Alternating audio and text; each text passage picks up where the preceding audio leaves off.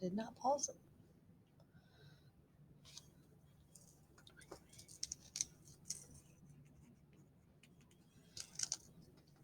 Hey, boys and girls. Today in your lesson, we're going to look at traditional literature a little more closely. Traditional literature has three characteristics. We can think about the story's literary language, the cultural language, and the strong characters. Let's think about the stories that we read this week. With literary language, we think about the language of a folk tale, a fairy tale, or a myth.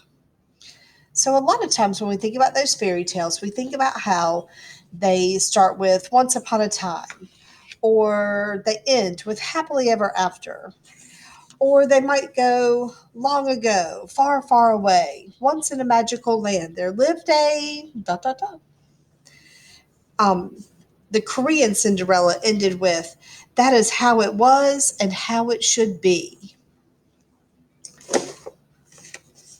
Also, we think about the beginnings of those stories that we read this week.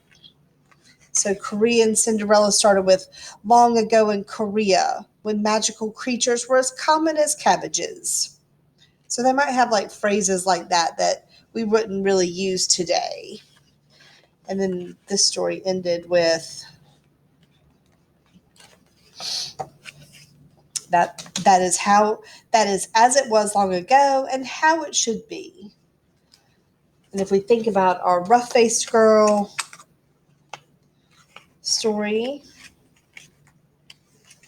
we have language like, once long ago, there was a village by the shores of Lake Ontario. That idea of long ago and how the story happened many years before now. And then this one ended with, then at last the rough-faced girl and the invisible being were married. They lived together in great gladness and were never parted. So those two books kind of had that literary language. You might hear things like, that is how it shall be, that kind of stuff. You might hear one day, and as those transition words as you're going through the story. So literary language is the language that you would see in folk tales or fairy tales or fables or myths over and over and over again. And it's one of the big clues that helps us understand, hey, I'm listening to a something that somebody wrote or told, like in the Spiders, that literary language where he talks to the reader for a minute. That would be an example of literary language. Like that part where he said, can you guess? No, let me tell you. The next one is cultural language. So these would be words or phrases or ideas that occur in other cultures. So, like from Rough Faced Girl, how they lived in the wigwams and they wore the moccasins. Or in Korean Cinderella, the Tagabis, which were those magical goblins that had that essence of being good or bad. You might see clothes, like in the Korean Cinderella, he wore the top hat. Or you might see language. They in Korean Cinderella, they said the word hai instead of sun, or ikwa meant pear blossom at the end of the story.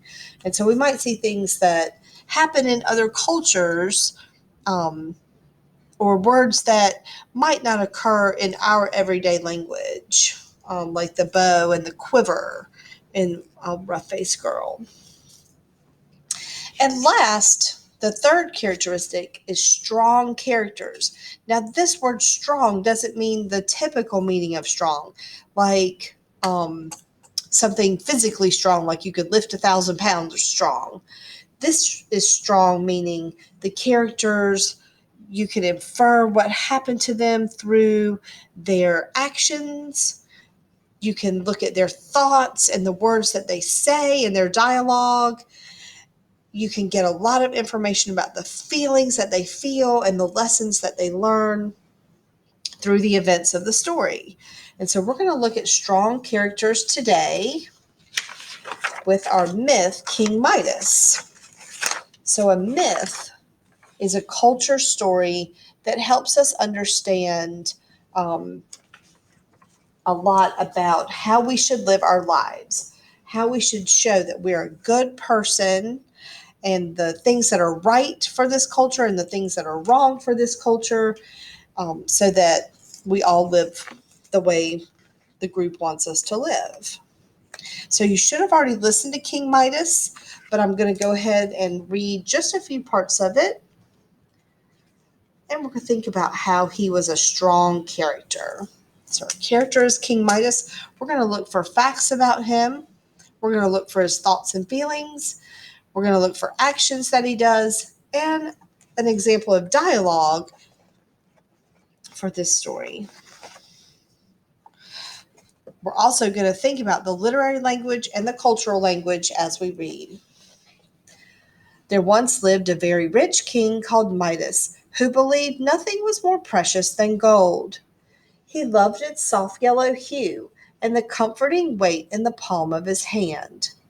The chink of gold coins dropped into a leather purse sounded sweeter to him than the songs of his finest musicians. There was only one thing that Midas loved more, and that was his daughter Aurelia. Aurelia, he often told her as she played by the throne, some day I shall bequeath you the greatest treasury of gold in all the world. So I see that literary language. There once lived a very rich king. Um, Aurelia is not a very common word or common name in our culture, so that might be a little bit of an example of some cultural language. And if we're filling in our chart, we know that he loves Aurelia. He loves her more. I'll put the little heart love in there. He loves her more than gold, but he loves gold more than just about everything else. I cannot spell today. Everything else. So in his priorities of life, it's Aurelia, then gold, then everything else.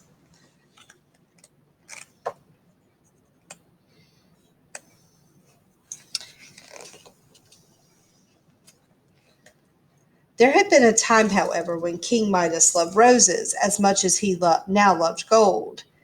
He had once called together the best gardeners in his realm, and the garden they created for him became renowned for its great beauty and its variety of roses. But in time, the delicate fragrances and exquisite colors meant nothing to Midas. Only Aurelia still loved the garden, and every day she would pick a bouquet of the most perfect roses to adorn the king's breakfast table.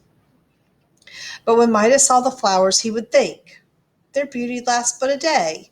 If they were gold, they'd last forever. One day, the king's guards found an old man asleep under the rose bushes and brought him before King Midas. So if we think about kings, usually we think of kings, and if they find somebody in their garden that is not supposed to be there, they may punish that person. So let's see what Midas does. Unbind him, Midas ordered. Without my gold, I would be as poor as he. Tonight he shall dine with me. So that night the old man sat at the king's table, where he was well fed and entertained by the king himself. After a good night's sleep, the old man went on his way. So I would show that his action, feeding and entertaining the old man, shows that he has compassion. He's kind. He's kind. He's compassionate, like caring. Because he was not a mean king. He didn't throw the guy out. He just said, he entertained him and fed him. He said, if I wasn't the king, if I didn't have all this gold, I'd be as poor as he is.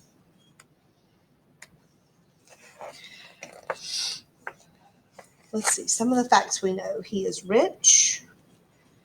He has a daughter. He has a lovely rose garden. It's famous throughout the world.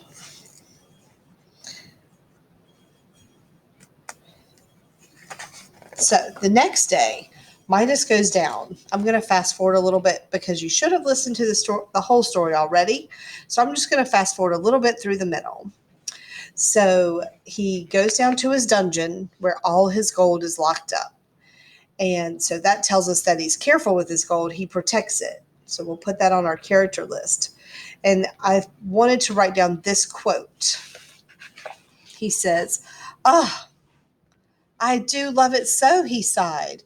"No matter how hard I work, no matter how long I live, I will never have enough." So I was going to put that down here as dialogue. That tells us a lot about him. He says, "I will never have enough," meaning the gold. So I think that tells us about his character. He's a little bit selfish right there.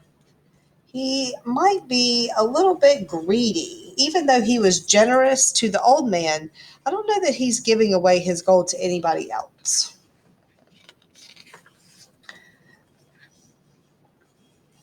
He was lost in these thoughts when the chamber suddenly filled with light. King Midas looked up and was amazed to see the glowing figure of a young man. Since there was no way into the room but through the locked door, Midas knew he was in the presence of magic. "Do you not recognize me, friend?" Midas shook his head. The mysterious stranger smiled at him. It seemed that all the gold in the dungeon glittered even brighter. "I'm the old man from the rose garden. Instead of punishing me for trespassing, you entertained me at your table.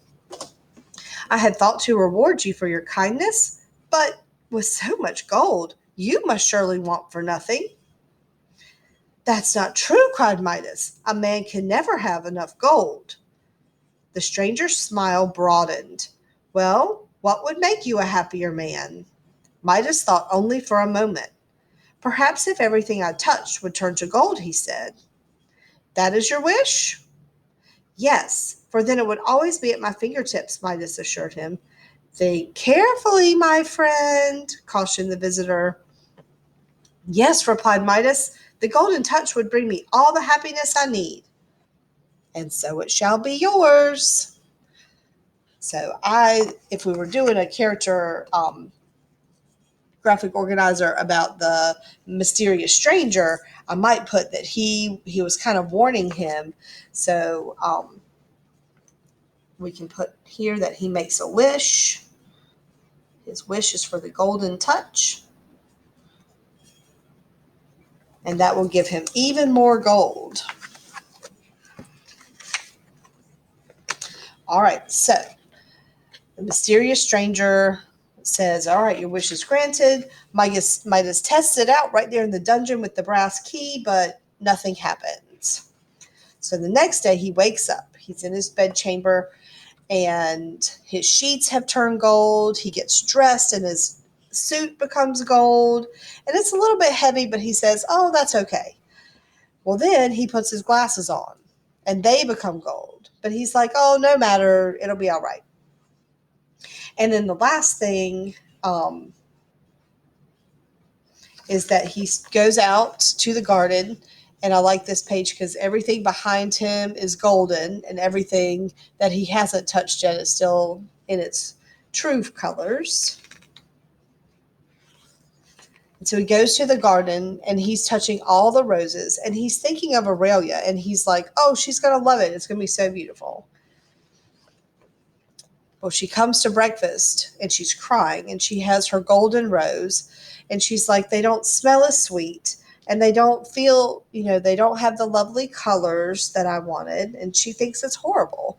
And so he's like, "Oh, no matter. Let's just have our breakfast." So at breakfast, he starts to eat. Well, his porridge turns to gold and his bread and the fruit and the jelly. And he starts to get a little worried because he needs to eat. He's going to be hungry. And Aurelia is watching him the whole time. And she starts to worry too. And so then Aurelia, who had been anxiously watching her father all this time, slipped out of her chair and went to comfort him. "Please don't cry," she said. Midas smiled and took her hand in his. But suddenly he recoiled in horror. His daughter stood before him, an expression of concern frozen on her face, a teardrop clinging to her golden cheek. His cursed touch had turned Aurelia into a lifeless statue. Midas howled in anguish, and he tore at his hair. He couldn't bear to look at the statue, but he couldn't bear to leave her side. So as soon as he touches her, she turns to gold. So on our facts, his golden touch turns his daughter Aurelia to gold. Okay? And I think at this point, his thoughts and feelings, he is feeling guilty and he's feeling regret. These are some of the words that the class came up with today. He is feeling sorry that he ever did these things. And so once again, the mysterious stranger comes along and he tells Midas, "I will take the curse away. You must go to the river. You have to bathe in the river and take a jug with you to the source of the river." So he has to go on this long journey to where the river begins. And he has to carry a heavy vase with him because if he brings back the water from the source of the river, then he can change everything back. So there's a solution to his problem. So Midas, of course, does the long journey because kingdom is far away. He goes all alone. I think that shows a lot of strength of character there too, because he could have just given up. He could have just said, "Oh, it's too hard. She's just lost to me forever. There's nothing I can do to fix it." But he doesn't. He goes on. All right. So as soon as Midas reached the spring, he plunged in without even removing his shoes. As the water washed the gold from his clothes, he noticed a pretty little violet growing wild along the banks. He gently brushed it with his finger against it. When he saw the delicate purple flower continue to bend with the breeze, he was overjoyed. Midas made his way back to the palace, where the first thing he did was to sprinkle water over his beloved Aurelia. No sooner did the water touch her cheek than she was restored. Laughing at her father's game and not remembering a moment of being a golden statue. Together they went to the rose garden, and Midas sprinkled every rose with a little river water, and Aurelia clapped her hands when she saw them cured of their golden blight. Joyfully then, Midas restored all else he had transformed, except for a single rose, kept forever as a reminder of the golden touch. So today we talked about why would he want to be reminded of that last rose? Do you think he was still greedy? Or did he keep that rose to remind him of the lesson he learned, not to be selfish and not to be greedy, and also to think about that there's more things important. Food is more important than riches. Your family is more important than riches. And those would be two little themes that we think we should learn after hearing this story. So, as readers, we're going to learn to understand and enjoy traditional stories by looking at their characteristics. Pull those out one more time. Traditional literature has 3 characteristics. We look at that literary language that we see in that language that all folk tales, all fairy tales kind of have in common. We look at the cultural language. This story didn't have as much cultural language as the other 2 stories this week. And we look for those strong characters. They make it through their troubles. We think about their thoughts and actions and feelings. We think about these characters might be magical or not magical. They could be people or animals, but they're going to have a strong presence in the story. They're going to be the character that we look to learn the lesson from. Okay, they're not going to be the minor characters off to the side. These are going to be the main characters that typically learn the lesson or make it through whatever hardship they have. All right, so keep these things in mind as we read more traditional literary text in this unit. Have a good weekend. Bye bye.